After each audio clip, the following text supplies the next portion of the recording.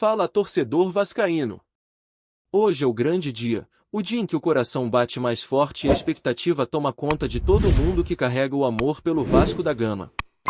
A bola vai rolar em São Januário para mais um clássico eletrizante contra o Botafogo, pela 32ª rodada do Campeonato Brasileiro.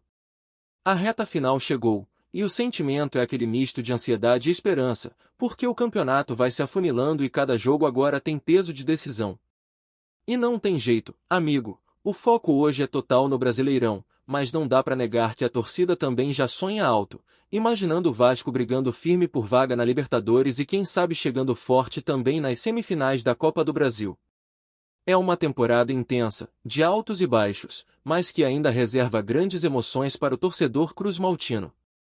E o momento é de concentração máxima. O jogo contra o Botafogo tem importância enorme. É o tipo de partida que define o rumo da reta final. O Vasco precisa da vitória para continuar vivo na luta por uma vaga na competição continental. A tabela mostra isso claramente. O time ocupa atualmente a 9ª colocação e perdeu posições importantes depois do tropeço diante do São Paulo no último domingo. Aquela derrota doeu, porque o Vasco tinha tudo para somar pontos e seguir crescendo, mas acabou deixando escapar uma chance valiosa dentro de casa. Agora, a resposta tem que vir na bola, com raça, com aquele espírito guerreiro que sempre marcou a história do clube. O torcedor já conhece bem o cenário. São 7 jogos pela frente, 21 pontos em disputa e um objetivo claro: conquistar pelo menos 14 para alcançar a pontuação que normalmente garante vaga na pré-Libertadores. Não é uma missão simples, mas o Vasco já mostrou que pode superar adversidades muito maiores. São desafios que exigem mais do que técnica, exigem entrega, concentração e, acima de tudo, confiança. O time vai precisar se superar em campo, e o primeiro passo dessa caminhada é vencer o Botafogo hoje, dentro do Newton Santos, para seguir acreditando nesse sonho. Ontem, no CT Moacir Barbosa, o elenco encerrou a preparação com boas notícias. O volante Kaique Barros está de volta e à disposição do técnico Fernando Diniz, um reforço importante para o meio-campo vascaíno. Além disso, o jovem Raylan também treinou normalmente e será opção. A única preocupação são as ausências de Nuno Moreira e Paulo Henrique, suspensos, mas o restante do elenco está à disposição, pronto para lutar até o fim. O clima é de otimismo, e o torcedor sabe que quando o Vasco entra em campo com foco e atitude, pode enfrentar qualquer adversário de igual para igual. Falando em Raylan, é impossível não destacar o que esse garoto vem fazendo na temporada.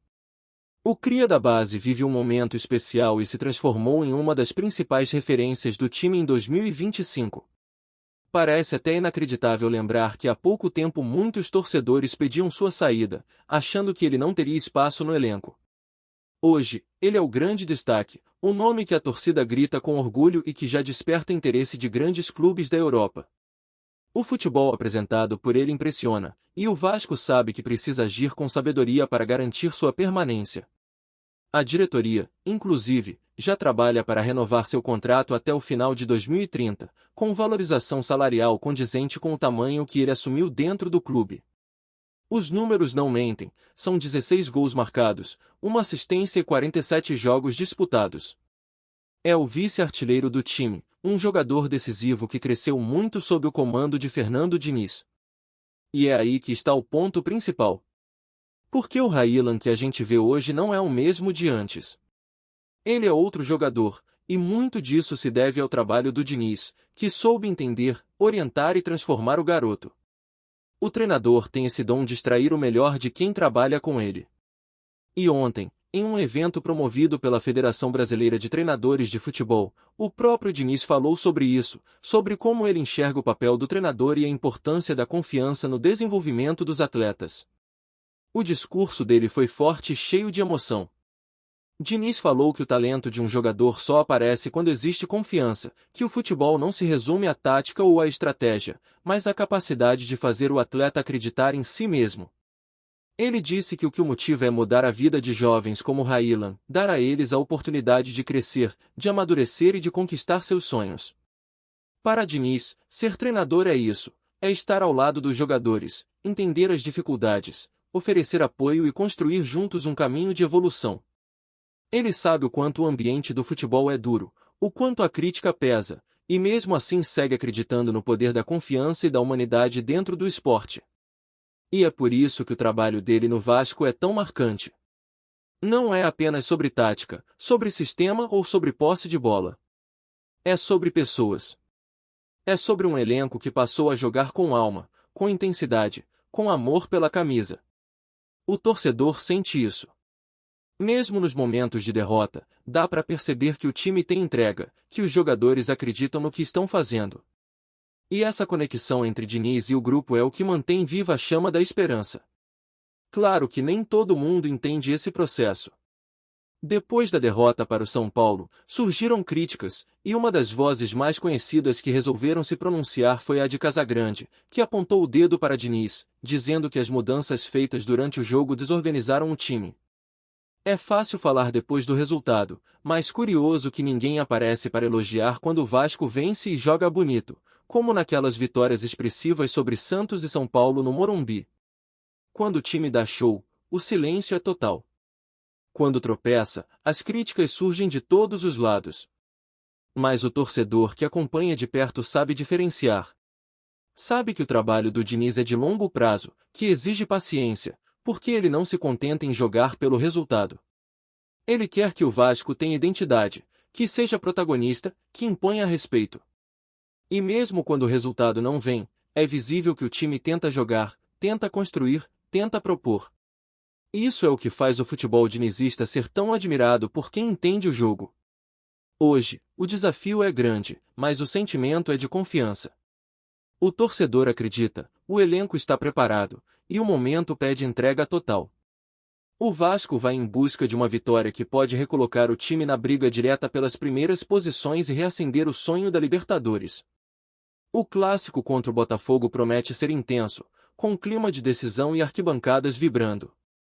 É dia de coração acelerado, de emoção até o último minuto, porque quando o Vasco entra em campo, é sempre mais do que um jogo. É sobre orgulho, tradição e a paixão de uma torcida que nunca abandona. E é assim que o vascaíno vai vivendo cada rodada, na base da fé e da emoção, com a certeza de que o gigante da colina está em reconstrução, mas voltando a ser protagonista.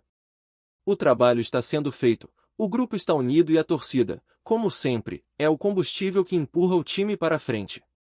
Hoje é dia de Vasco da Gama. Hoje é dia de lutar, vibrar e acreditar, porque o Vasco é isso, é resistência, é paixão e a história viva do futebol brasileiro. E falando em confiança, amigo vascaíno, não dá para negar que esse elenco vem mostrando uma evolução nítida ao longo da temporada.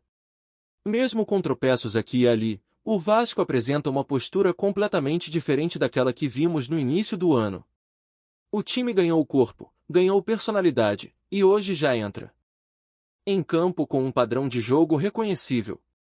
Dá gosto de ver o Vasco trocando passes, pressionando a saída adversária e jogando com coragem. É esse tipo de futebol que a torcida gosta, o futebol ofensivo, vibrante, que honra a camisa e faz o coração cruzmaltino bater mais forte. E por mais que o trabalho ainda esteja em construção, é evidente que há um projeto sendo consolidado. O torcedor pode até ficar irritado em determinados momentos, principalmente quando o resultado não vem, mas é preciso olhar o cenário de forma mais ampla. O Vasco está se reconstruindo depois de anos complicados, buscando estabilidade dentro e fora de campo. A chegada de Fernando Diniz deu uma nova cara ao time, trouxe um espírito diferente e fez os jogadores acreditarem em algo maior. E é assim que se começa uma nova era. Não se trata apenas de vencer uma partida, mas de construir uma base sólida, de preparar um grupo que possa competir em alto nível nas próximas temporadas. E nesse processo, a figura do Diniz é central. Ele é um técnico que mexe com o emocional dos atletas, que cobra, que orienta, mas que também abraça e dá confiança. O discurso dele, sempre muito humano, mostra o quanto ele entende o futebol como algo além das quatro linhas. Ele fala em mudar vidas, em transformar jovens talentos em homens preparados, em dar oportunidades reais para quem tem potencial. E o caso do Raylan é o exemplo mais claro disso. O garoto amadureceu, aprendeu a jogar com inteligência e hoje é peça-chave do time. Ele não é mais apenas uma promessa, é uma realidade.